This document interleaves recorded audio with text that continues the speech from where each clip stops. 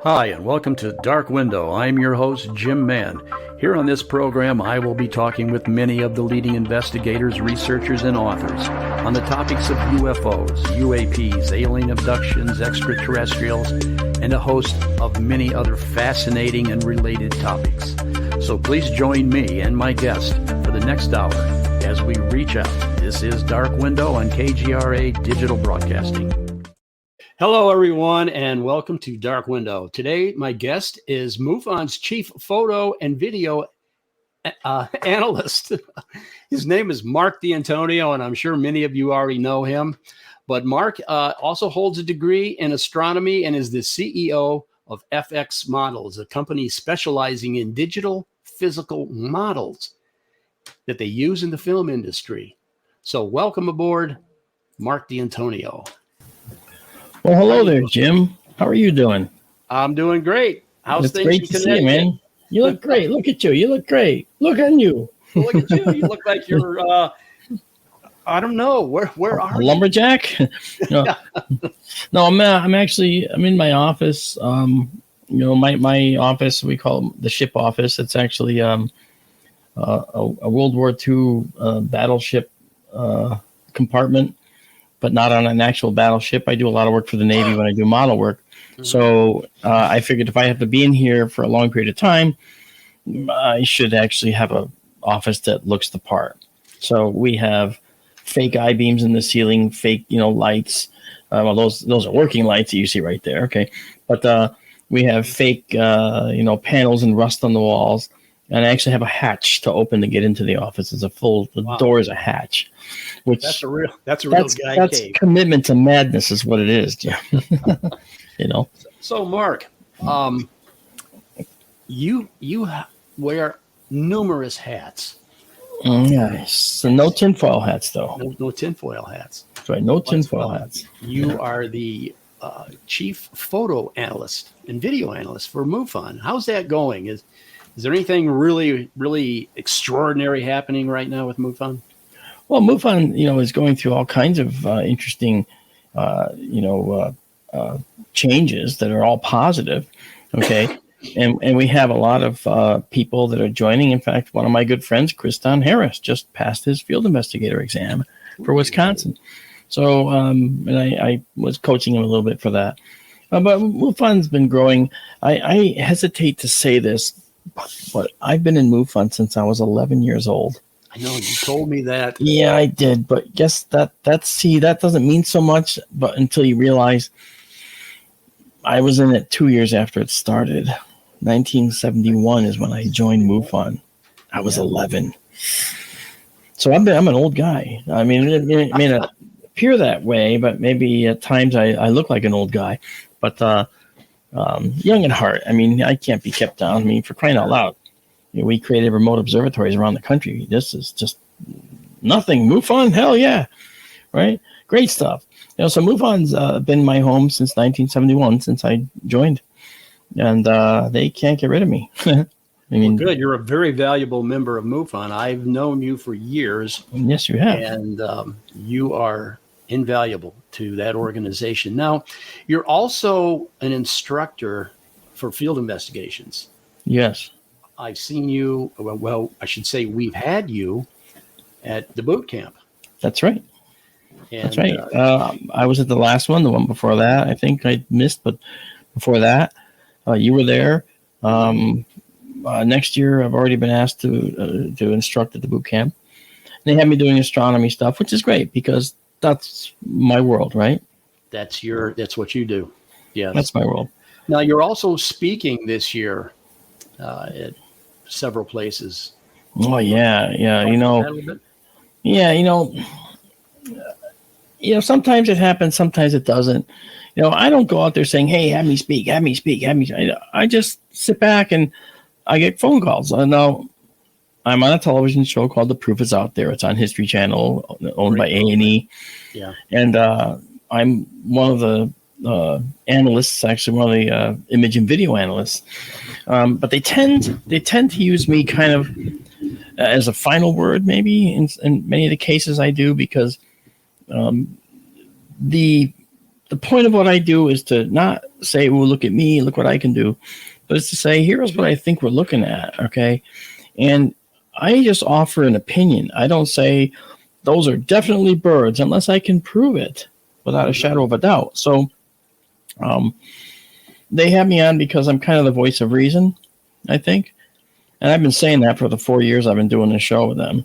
But it is sort of like I'm sort of a voice of reason because, people tend to jump to conclusions. If they see some fuzzy dots on a photograph, they'll say those are UFOs. And I might say, but how do you know they're not birds? Kind of a thing. Mm-hmm. So, and I know that sounds simple, but it really depends on what the images have in them, what the videos show. And we just filmed 2 days ago, actually. This office was actually filled with equipment and cameras, and they were filming the first of 4 batches of stories. Normally, they do only 2 batches of stories, but now they got 4. Is that the proof is out there? Yeah, they doubled in size. Wow. Yeah, the show is getting some really good reviews, so it's doubled in size. Apparently people, and I'm humbled by this, they like what they see. That's wonderful. Yeah. I'm just a contributor. I'm not the executive producer. Miguel Sancho is the executive producer. This guy, nicest guy on planet Earth, knows what he wants. He knows that he wants to get the word out. He knows that he wants to show people the truth of what they may be seeing. And if I know what it is, he wants me to tell them. Yeah. If I don't know what it is, he wants me to tell him, that it isn't, that I don't know. And that's fair, And so, go ahead. Mark, I have considered, since I've known you, I have sort of considered you more or less a scientist in your own right. And the reason is because of your objective viewpoint on everything. You let the data speak for you. Always have. Yeah. In the face of so much opposition from people that have witnessed UFOs or what they thought were UFOs. Yeah. You were always the one that said we have to let the data speak to us. You're absolutely right, Jim. And honestly, I'm not someone that's a non-believer. Okay, I do lectures around the country, around the world, as a matter of fact, on technology that I think an advanced race is using in order to get here. And this technology is something that's beyond us right now, but it's under investigation, believe it or not, by other people right now. And there are certain particles that you can generate around your UFO, and those particles live outside of our X, Y, and Z moving through time. Those are our 4 dimensions. Okay, we call it a membrane in string theory.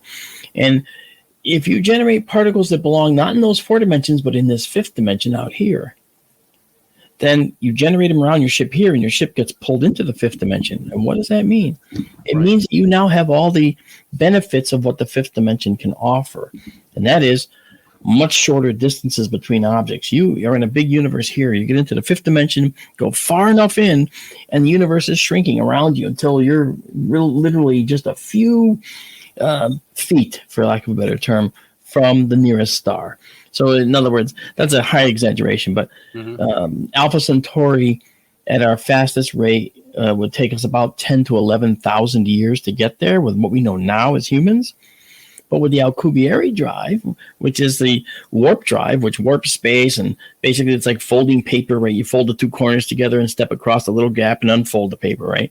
You don't travel the intervening space, but you get one place to another, okay? That's the Alcubierre warp drive, and you do that to space because space does bend and fold, okay? But if you use that, it's still going to take you about a week or week and a half to get to Alpha Centauri, which is phenomenal compared to 10,000 years. But what if you could do it in 20 minutes? I've heard. That's what this is about, right? This is what we're talking about. This technology is something we don't have yet, but it's that 5th dimensional transition. And if you can do that, and it uses a special variation of string theory called Randall-Sundrum 1, RS1. And the particles that you generate are called Kaluza-Klein particles, KK particles for short. Well, guess what? CERN is building another particle accelerator, and guess what they're investigating? KK particles. KK particles. And Livermore just announced recently that they created and sustained a fusion reaction for the first time. Okay. Seriously? Yeah. Okay. Remember that? Mm-hmm. Now, to generate a KK particle, what do you need? Well, you need energy, right? Okay. So you have energy, but how would you generate that particle? You generate it using a fusion reactor. That's all you would need to generate enough particles to surround your spacecraft. Okay. And how would you generate? You generate it with a particle accelerator that's powered by a fusion reactor. Have you ever wondered why UFOs are triangular or round? The saucer, the classic saucer. Do you know why? I think I know. That's a good question. I think I know. They're particle accelerators. They're circular, and they generate these. They have these conduits in there. They circle particles around until they make these KK particles, which surround them. The KK particles can also be gravitons in this theory, and gravitons are the force particle of gravity that we haven't found yet. Okay, but we found the force particles, the force carriers for all the other forces so far that we can see. But we have gravity waves, which Einstein didn't think we'd ever see. But we don't have gravity particles or gravitons that we can see yet. Maybe that's because they're out in the fifth dimension. That's where they are. They're out here. And if they're out there in the fifth dimension, then that's where we have to go to utilize them. So we generate them in the our four dimensions, and they live out here. So they're not easy to see because they live out here. Now, if that's the case, now our fusion reactor inside of our unidentified flying object would generate these KK particles, sheet the craft in them, and if they're gravitons, they're 10 to the 17th times stronger than the gravitons holding you to that chair right now. So that's very powerful. They also create micro black holes, MBHs, micro black holes. And these black holes, these micro black holes, they only live fractions of nanoseconds. Okay? But if you keep generating them, you can have a net plus amount around your ship. Okay? And what does that do? If you're looking at somebody in a spacecraft that's generating these KK particles and micro black holes, and black holes suck, right? So what do the micro black holes do? Well, they're going to pull in a little bit of the atmosphere, maybe a couple of the atoms. The atmosphere might be lost. They're also going to mess with the light that's coming from the UFO that they're shrouding. So if you're watching a UFO that's utilizing these KK gravitons, it's going to shimmer. It's going to change colors. It's going to pop in and out. Now that's everything that's reported with UFOs. They do all those activities. They see that when they're seen, they do all these things. They seem to disappear and reappear. They seem to change color. They seem to shimmer and fade out. Okay. And people go, wow, what's that? That can't really happen. Well, it can, because if they're going into the fifth dimension, if you were watching them do that, watching with your eyes, that sees only visible light, you would watch them literally change color and possibly fade out. And now they're in the fifth dimension. If you're in the ship, you wouldn't notice any difference, except the rest of the universe is now really close to you because that fifth dimension, it's called the bulk, actually, BULK. That bulk location is so contracted that you could then punch out of our four dimensions, go into the bulk, and punch in somewhere else in a moment's notice. So the punch out, punch in process is what this variation of UFO propulsion could do for you. And everything we see a UFO do can be viewed as an artifact of these KK particles in use. Okay. Now, yes, I can tell you, Jim, well, they change color. Well, that could be atmospheric scintillation of an object near the horizon. Well, sure. Okay.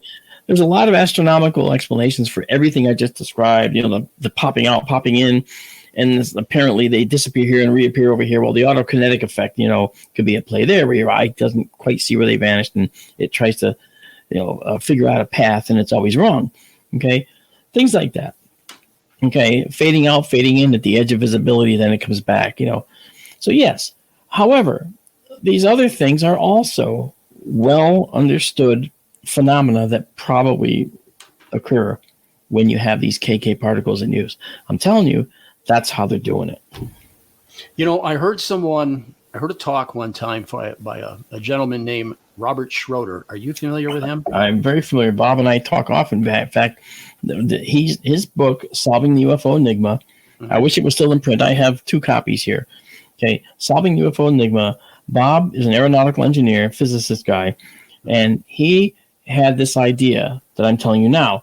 And I talked to him at length, and he basically said, spread the word, please, because, he doesn't go out and do these talks that much at all. So I said, I'll take the charge because I'm in agreement with you. Whenever I do the talk, I mention Bob. Okay. In fact, I was just about to say Bob Schroeder because, he's the guy that, me, I don't take credit for anything that's not mine. Yeah. So clearly, Bob had some really good ideas. I've since confirmed that other physicists, out in Stanford, a physicist said this can happen, and some other folks as well. So clearly, this is not just something that's popular belief. There's some science behind this, and that's what we need. We need science, man. We need science. And again, you said it before. I'm not going to commit to something that is just outright unprovable. I will, if something is a hypothesis, it isn't proven, what do? You develop an experiment to test it. And that's the whole point right here. We want to see if we can develop an experiment to test this. All right. There's a movie that I'm going to be involved with here, I think, in the next few months. And we're going to do just that.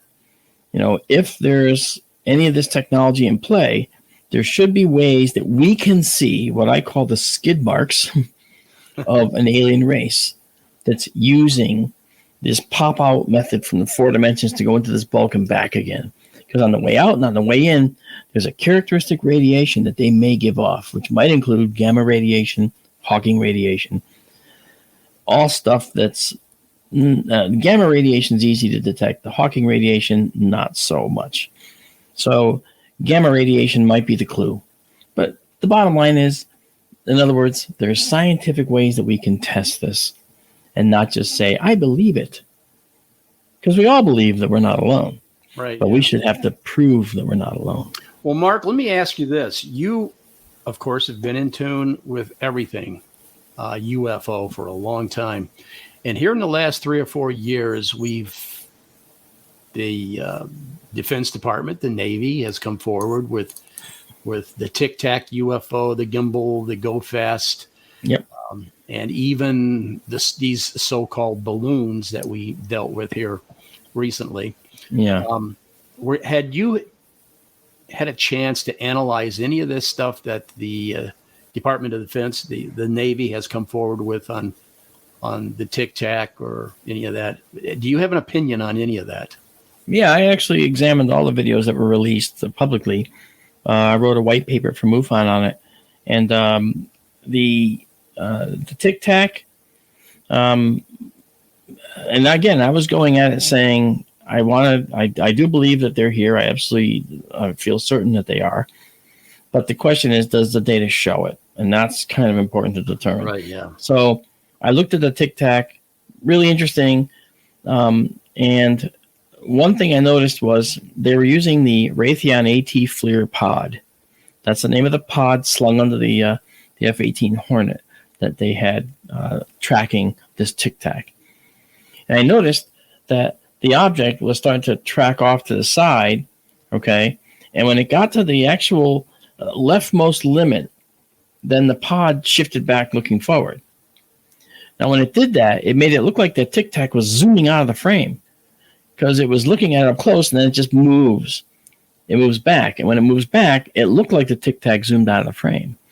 But in fact, that was the recentering of the AT FLIR pod. So the Tic Tac one didn't convince me of anything. Then there was the gimbal. Remember that? The officer said, oh, look, it's rotating. Right, yes. Okay, and that sounds convincing because you got this Navy aviator guy saying, look, it's rotating. He's looking at the screen and watching these spiked things rotating.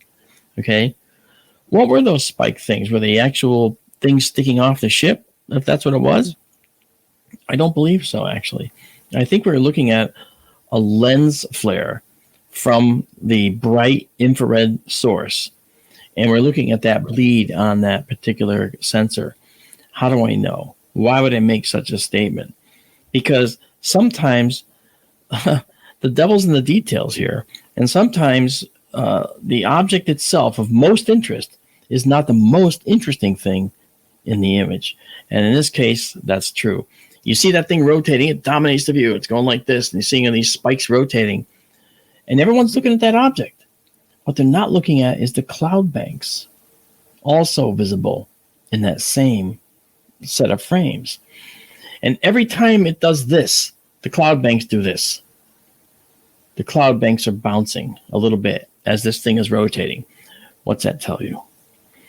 It tells you that the rotation that you're seeing is not due to the craft rotating.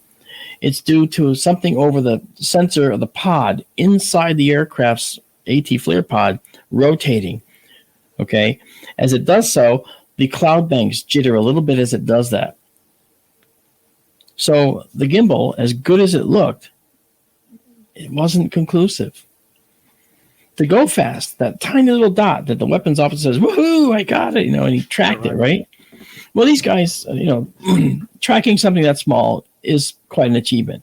So he does that. He catches it.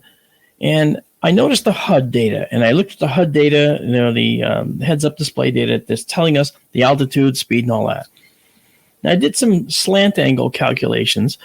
Excuse me. I did some slant angle calculations down to the water. Okay.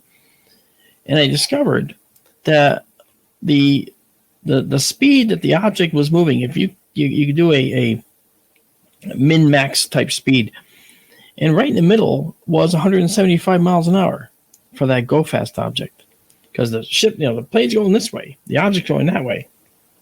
So it looks like they're going right past each other fast, but they weren't. 1 minute. Excuse me. So the go fast wasn't conclusive to me either. What about, go back to the Tic Tac though? Yeah. What about that one? Yeah, I mentioned that the Tic Tac, it looked like it zoomed out of the frame, but that's because the AT FLIR pod recentered to face forward again, because it was tracking this thing moving this way over there. And then when it got to the left extreme, it then recentered the pod. And when it does that, from the camera's perspective, you got the Tic Tac in there. And all of a sudden, now remember, the thing's aimed this way now, almost at the Tic Tac, when it's over there. But then when it shifts back, the Tic Tac's going to look like it's going whoosh. So that high rate of speed isn't convincing to me. So what's more convincing is the reports of the pilots. Okay, when they say things. Now, here's something that wasn't caught, which I firmly can understand, and that was Dave Fravor suggested that there was a Tic Tac that came down near the surface, and then something was bubbling up underneath it. All right, maybe another Tic Tac coming up from under the depths, in the depths, because I believe that that's where alien civilizations will set up shop on our planet to stay away from us. They'll go where we are not, and that is underwater. Perfect. So, what would be your conclusion on all three of those? My conclusion is that all the three of those are not conclusive proof. They're not definitive, unfortunately. Just not convinced that they're alien technology. No, because they can be explained by a number of other things. As a matter of fact, at one point, I forget which one it was. Maybe for one of them, I superimposed the image of an F-18 projected away from you onto the image. And I noticed there was some ghosting and stuff of what was in the image that actually matched the profile contours of an F-18 at distance. And now, is it possible that that particular footage was actually a combat air patrol with another F-18 that was pulled, and they might have thought that maybe they're looking at the infrared image of an unidentified object? I don't know. I just know that, you've got to be really careful, and you've got to get the data from a trustworthy source, right? And to suggest that the government isn't trustworthy is to tell you something you already know. Right? So, again, Mark, you stay with the data regardless of what popular opinion is. And I can't be bought. I don't care what people say. To do and move on. Yeah. I can't be bought. Moving on. You're involved with FX models. Yes. Exactly what do you do with FX models? FX Models is a company I started in 1994, and it started as a model making company. It was a hobby at first, I mean, I made a couple of little model kits. Hey, look what I'm doing, building things that other people made as kits, and I built the kits. Oh, look, I made these cool models. But then I have these radio control submarines. And in the other room, I have a 7-foot German U-boat up on the shelf that I used to run right in the lake that's right out front here, down the street.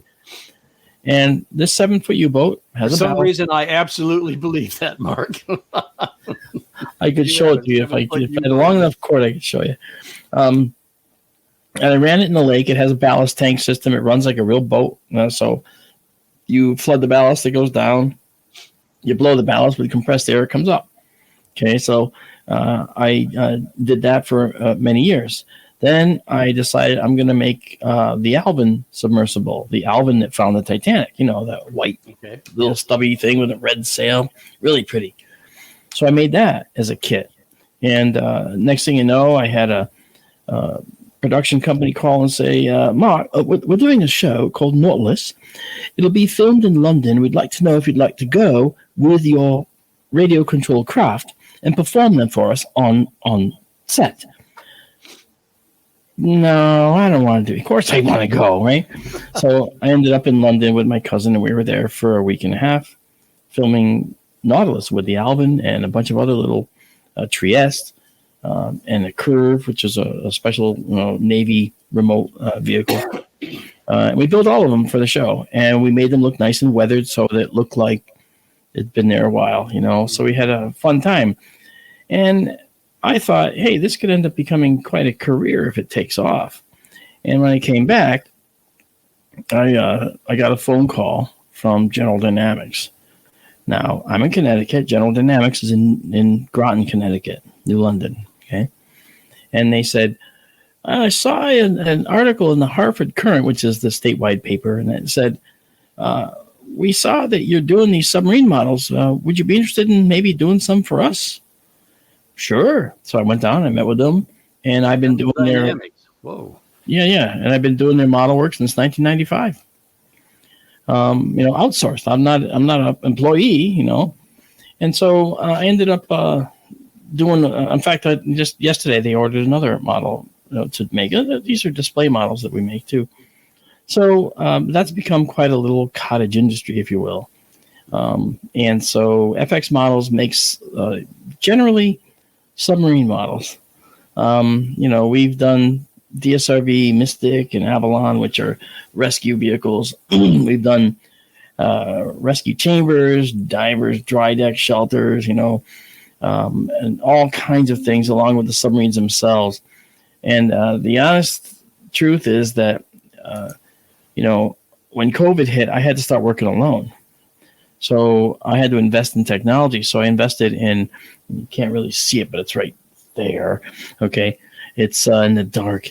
I invested in an SLA printer. So I have a stereolithography system now that'll print something out so accurately that you can't even tell it was made on a 3D printer. It's perfect.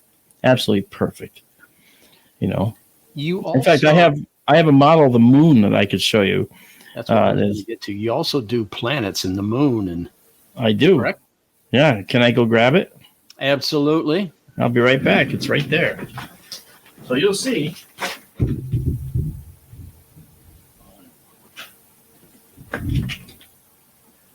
So imagine if you will, that you like our moon, right? Well, this is our moon, okay? And you can see all the detail.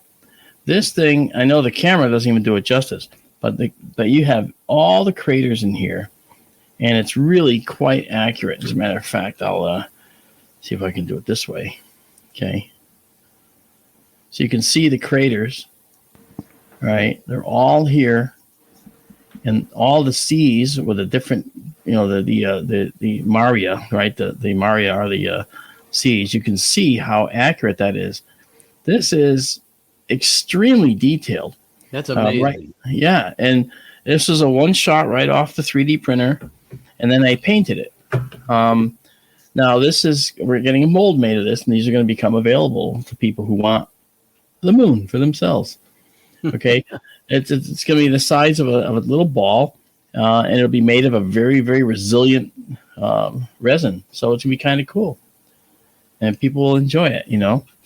I have a second one I made. It's this big, actually. Here's half of it, right here. All right.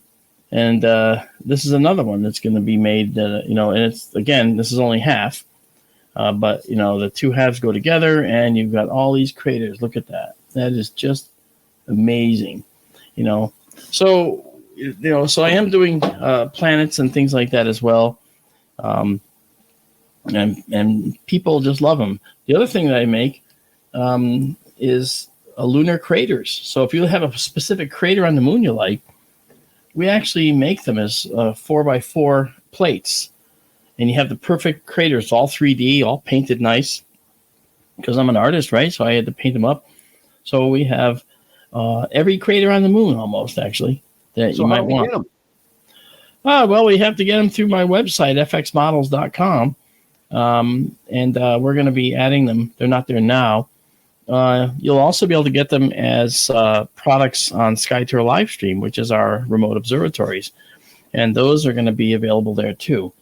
And people just love these. I mean, we have all the Apollo landing sites. You can see all the details. You don't see the lunar modules because at the scale we're showing you, right? It's a scale you're looking from like 50 miles above the moon, looking down. But you can see for like Apollo 15, for instance, you can see Hadley Rill and all these areas around where the lunar module would have landed. So it's really neat stuff. And so I've been taking submarine models and, going from inner space down below to outer space. Here not so much, but hey, those two have plenty of model making capability out there. So, is the entire solar system available? We were making very large planets for a number of years. In fact, right near you in Wickenburg, out in Surprise, which is right near you, there is a child daycare center that has our planets hanging from the ceiling. And it's one of 120 different buildings that we've put these in.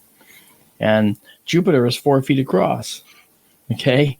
The planets are not in scale with each other, but they're across. Yeah. Actually, I had to get them there before the room was finished because they wouldn't fit through the door. So they had to be stored in the rooms of all these daycare centers and then installed after the room was closed off, which is kind of interesting. But yeah, and so that was a good project that lasted about 4 years. And then after that, we have planets that we make virtually any size now. Perfect. Right. Yeah. So let's talk about Marc D'Antonio, the astronomer. I know that guy. Yeah, I remember a few years back you were the guy that would give lectures about the populated universe and the number of exoplanets that are out there. Where are we at now? How many actual exoplanets that are out there are in the so-called Goldilocks zone? Oh, I'm glad you mentioned that because that is the $1 million question, right? I mean, we know just offhand and not being flippant about it, that there is approximately one planet for every star in the universe. So we know there's at least as many planets as there are stars in the universe. And in general, if our solar system is any indication, that's a huge underestimate, isn't it? So looking at our world, okay, we are in a specific distance from the sun, a particular kind of star with a particular amount of heat, particular types of radiation, a particular kind of stability. And if you keep going down the list of all the things that have to be so particular, you say, well, then it's probably a miracle there's life here at all. However, you also have to look at the fact that there are so many other stars out there that can support planets in the habitable zone, that likelihood that there's no life out there, that would actually be the true miracle. It turns out that it's a miracle that we're here, but it also would be a miracle that there aren't many, many millions, if not hundreds of billions of others throughout the universe. Keep this in mind. So, how many exoplanets are on record right now? I mean, just over 5,000. 5,000. And that's using the techniques we know so far. That's just looking at various spots in the sky, predominantly an area in the constellation of Cygnus, which is a fist-size area, the size of my fist you see there, at arm's length, in the August sky looking straight up. Okay, most of them are found in that little tiny region because that's where we focus with the Kepler Space Telescope. Right. Then the TESS transiting exoplanet survey satellite did a job. It had like a 92-degree field by 25 degrees. It was massive swath, and it was looking at all the stars in there all at once, which was actually pretty cool. And so that was an amazing program. And as of now, with TESS and Kepler, and then the extension to Kepler called K2, plus the ground-based systems that are looking for exoplanets, we're sitting just over 5,000 right now. And of those, there are a number that are in the habitable zones of their stars. Say 10% of the stars out there that have planets may have habitable zone planets as well. And I'm underestimating that. It's more probably like 20%. Okay. And depending on the type of star you are, okay, if you're a hot blue star, you won't have any planets because the radiation is so powerful and intense, it's pounding against you all the time. It's going to push all that stuff out of their local area, and you'll never have planets. If you're a star like our sun, then you can actually have a more gentle wind, more gentle particle spray. And so not all of the dust and gas will be eliminated from your local area, and planets will form. Wonderful. Yeah. So I'd like to talk a little bit about the James Webb Telescope. Oh, yeah. And its contribution so far, but let's talk about your telescope. Well, and you have a program. Yeah, we have. We started. Here's how it started. Okay, first of all, what is it? It's a series of remote telescopes around the country. What does that mean? It means they're remotely accessible. As we're speaking tonight, I have the building open out in Arizona, in the desert, where our second telescope is located, and we're planning on doing a stream later tonight, probably around 10:30 or so, and Eastern. And this is and since this is being pre-recorded, I guess I have to say that by the time you're hearing this, folks, it will have already happened.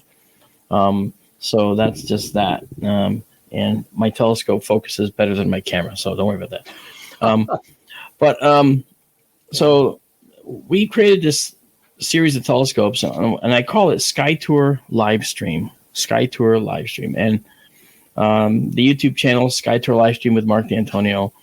I had to add my name because somebody was being unscrupulous and was trying to steal the name and capture all my audience by just calling it Sky Tour Livestream. So I added my name to the channel, and they can't add my name to their channel. So that ended that real fast. So it doesn't have to do with any kind of ego here. It just has to do with practicality and maintaining your hold over what you're creating. And what are we creating? Well, I'm an astronomer. This is what we look like. And so what I do is I do these nightly. Right? Yeah, looks like a lumberjack. I'm a lumberjack and I'm okay. Yeah. But what I do is I take people on a nightly adventure and I bring them to the universe live in real time. That's what we say. And the universe live in real time, here you see it. And this is the telescope right here. You're looking at right out there in the building. That's the telescope. Connected now. This is our telescope control. This is the actual view. Why does it look greenish blue? Well, it looks that way because the telescope's sort of staring at the wall. And then on the other side, let me just move this out of the way here. On the other side here, this is the camera controls. All right. This is the focusing system that's over here. So all this stuff means something to me. So and to everybody that watches. And what we do is we can share with people what we do. Let me just make it this way so it's a little easier on the eyes. So, for instance, can we go full screen on this? Yeah, that's at your end. You can. Yep. Patricia, can you go full screen on that? There you go. So, for instance, as I said, this is our telescope control right here. Okay, there's our telescope. Watch what happens when I hit north. Telescope goes up. Now, you might say, well, so what? That's no big deal. Well, it is a big deal because I'm 2,500 miles away from this telescope right now. And I'm controlling it from Connecticut.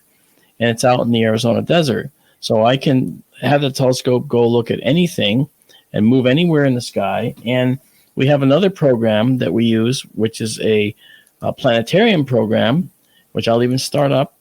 Why not?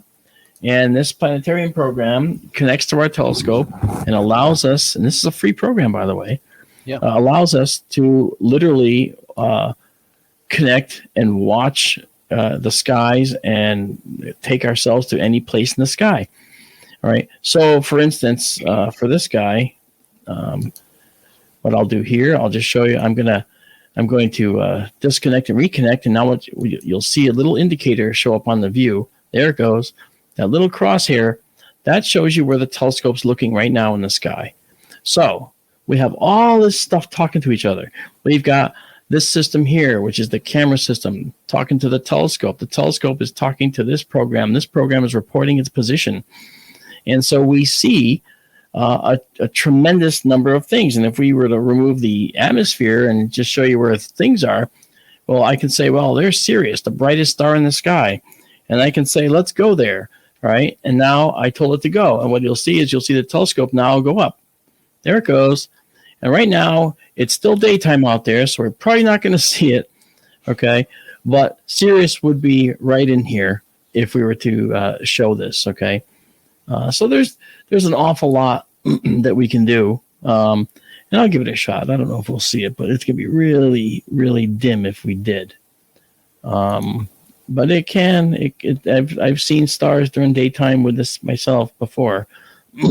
So, but we're looking at the sky right now, and right now it's on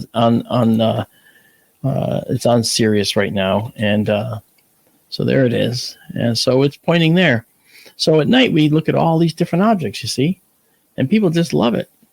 They love it. So we got a lot to do. We have a lot of instruction we give. This is I call this a night vision mode. And I think maybe, let's see. I'm looking to see if it's actually here. Yeah, it's still a little bit too light. The sun is still up, as you can see, so we're not going to see it. And that's all right. But you get the idea. Really cool. So, but the whole point is now, what do we do with this? Well, we show people these things in the night sky. Now, what are these things?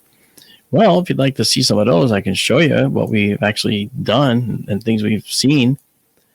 I think you'd like that. So why don't we do that? Yeah, please do. Sure. So as an example, here is an object we took a picture of. All right. This is called hold on. What happened there? I must have hit the wrong one. Why did it say that? Oh, I had the wrong one. My apologies. Okay, so we'll come out of here. Let's go down. I think it's this one is probably better. There it is. Sorry. Okay, so this is an example of what we photograph. Now, what the heck is that? Okay, this is called the Boogeyman Nebula. Look at that. Now, this was a 30-second exposure. So I had the sensor open for 30 seconds, and it captured this beautiful object. This down here is a reflection off of dust clouds. This is dark dust that's silhouetted by brighter hydrogen-emitting clouds behind it. It almost looks 3D. Okay, this is an example, okay? Now, this is just, if you're looking at Orion, it's to the upper left of the constellation of Orion, okay? And if we take it a step further, we can go and say, well, here's another one. Here's another one, this one. Look at this one. This is called the California Nebula. Can you guess why? Kind of looks like California. It kind of looks like California. You got it.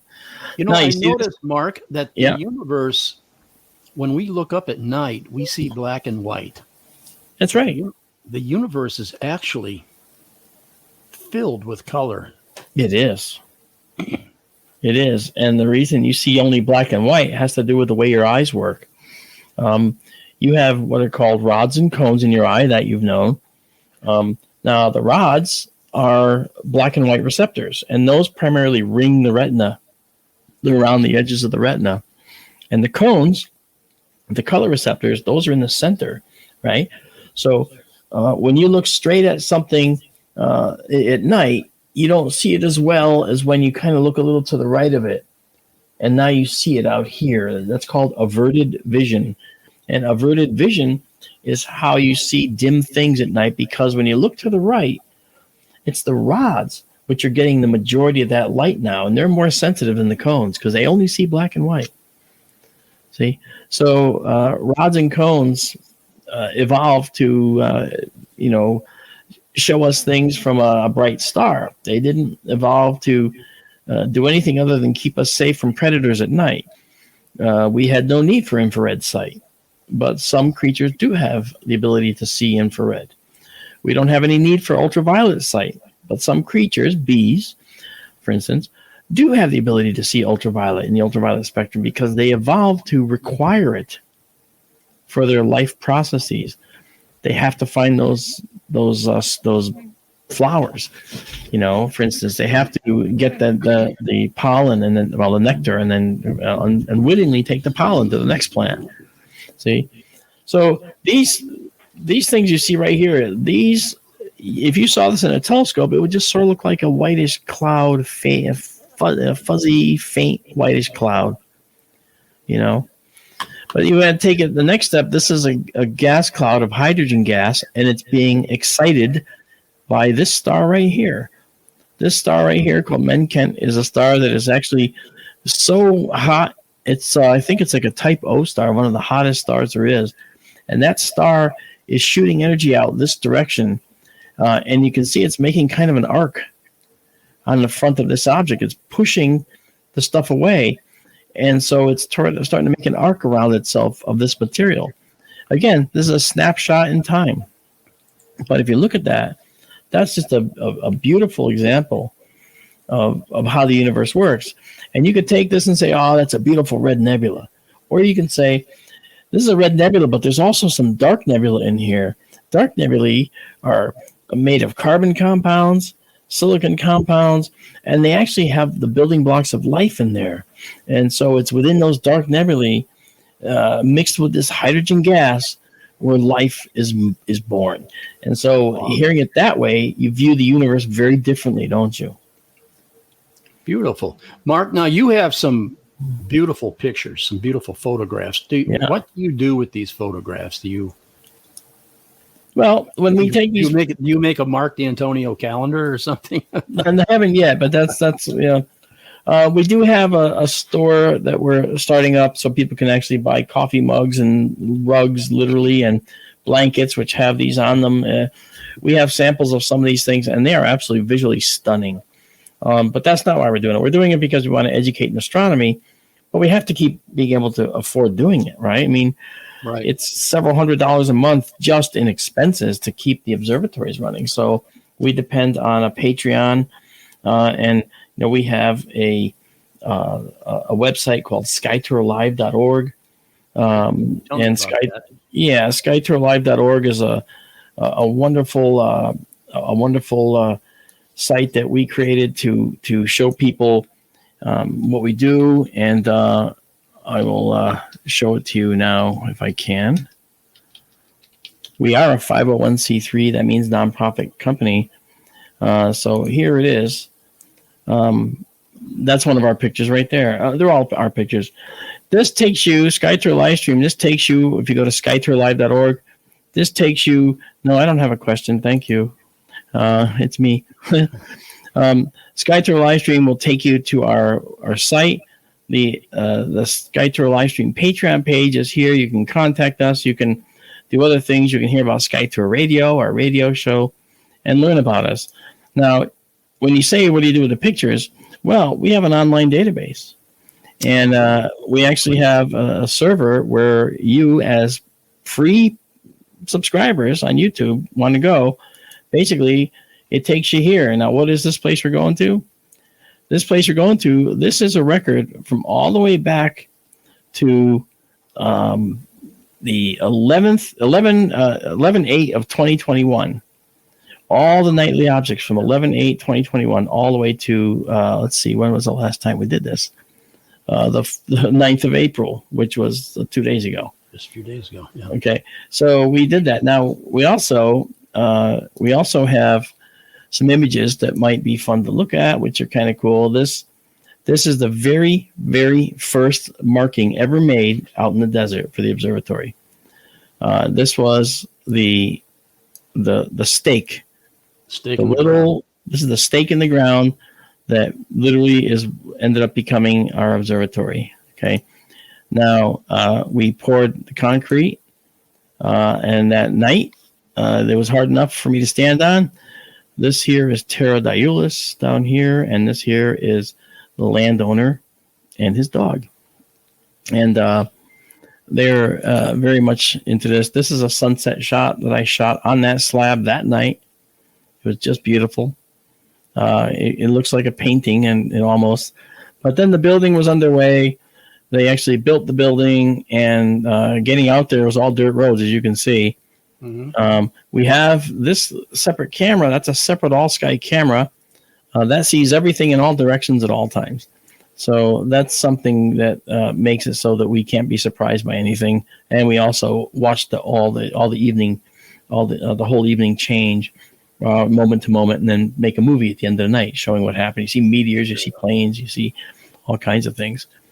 Okay, this is installing the main pier inside the building, and then another beautiful sunset over the top of the roof that was open in this case.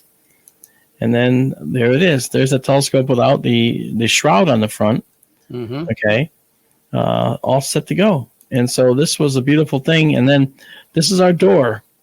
This says STLS for SkyTour Livestream, and that's an Orion Nebula. And Orion Nebula, of course, is the Great Nebula in Orion. It's one of the only ones you can see with your eye. And Terra Diulis, the artist in residence with SkyTour Livestream, made this entire door. These are bottle caps, colored bottle caps. They have not been changed in their color at all. This is how they originally were. These are a particular brand of beer. These are a particular brand of ale. These are an orange drink. These are orange drinks down here. It's pretty cool. That's just how they came. And why did Tara have so many bottle caps? I don't know, but she sure wanted to get rid of a bunch of them. Mark, we're out of time. We have to wrap it up. This is a good spot. All right. It's been a fascinating hour. Well, it's been great, Jim. Thanks for letting me hang out with you for a while. I'm so glad that you came on the program. And I know, again, you're going to be speaking around the country in different places and contact. Oh yeah, I didn't even tell you, but yeah, you're right. Contacting the Desert, June 2 through 4, then Roswell, June 30 to July 2nd. I was at Alien Con already, and then was at Roswell once already for Tom Reed's UFO Expo. Right. And then of course we have the filming for A&E to do. So anyway, that's great. And thank you, Mark, for coming on my program. We have to, there it is right there. SkyTour live stream is available on YouTube, Facebook, Twitch. I don't know these venues. Yeah, Trovo and yeah. Rumble though. Rumble, we're coming soon to Rumble. Yeah. Yeah. We're multi-streaming now. That's new for us. Oh, great. Anyway, thank you, Mark, again. And so, everyone, on behalf of myself, Patricia Wilkinson, my program manager, and Marc D'Antonio, thank you for joining us, and we'll be back again next week for another guest. Thank you. Good night. Good night.